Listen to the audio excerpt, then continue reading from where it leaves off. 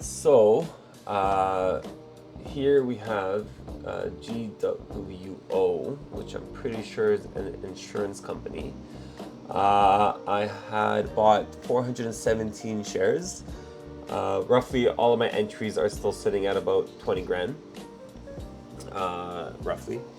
So I entered this stock on the 29th of November at 50.43. And then to take advantage of the dividend. The ex-dividend date was on the 3rd of December. So I did buy it a little early. Actually, no, I did it a little bit, not really. Given that the 3rd of December came on a Tuesday, so it was going to be a holding over the weekend kind of play. I ended up having to hold the stock for 69 days. So that was a long time to hold the stock. I ended up selling it at $50.92 plus a 55-cent dividend. So I ended up making $433 on this play in total, which is great. But holding it for 69 days is super long. Ended up selling it on the 6th of February. So luckily I had money in my account where I was able to have multiple plays going on at the same time. But when things like this happen and your money's tied up, it does suck. And then I had MFI. I bought this on the 4th of December. MFI is Maple Leaf Foods. They're a giant, pretty big company in Canada. I bought on the 4th of December, buying 890 shares at 23.05. And then I sold it the next day, the same 890 shares at 23.35. The reason why I ended up selling and not holding for the dividend sure gives me 22 cents, but I just didn't feel comfortable with the strength of the stock. I'm like, I don't want to hold it just to make another 22 cents where it's going to drop anyways. I already made my 30 cents a share. So 30 cents times 890 shares is $267. So I made that literally overnight. I was happy. I'm not going to be greedy. When I tried to be greedy in the past, it was always to my detriment, unfortunately. So lesson learned, I will take a profit when I can. And then next up is TELUS, a pretty massive Canadian telecommunications company. I bought this on the 6th of December. I lied. Yeah, the 5th of December, sorry.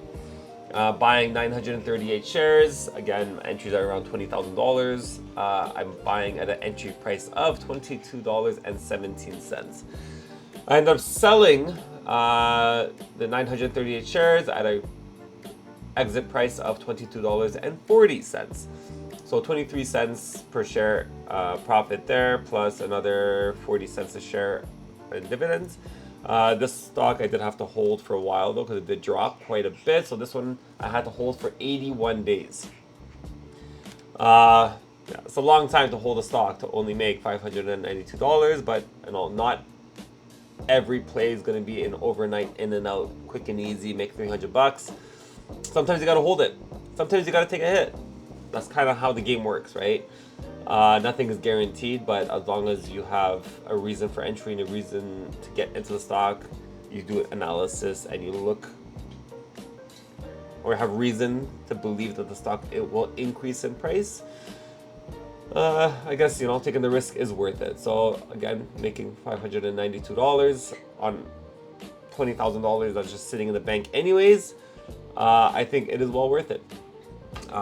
So next up is another telecommunications company. I ended up playing this again, which I ended up having to hold for a long time. But this was a very super fast play. Didn't end up holding it for whatever reason. I just didn't feel comfortable with holding it for too long. And then I had 800 shares at an entry price of $33.59. End up selling like the next day or a couple days later at a price of $33.90, so about 31 cents profit at 800 shares at $248. I didn't end up holding for the dividend. Luckily, I didn't. The stock ended up dropping quite a bit, and when I did buy it again, you'll see coming up. I ended up having to hold it for quite a while. So Bell is another telecommunications company in Canada, and a pretty big one. I ended up playing Bell twice, pretty close together as well.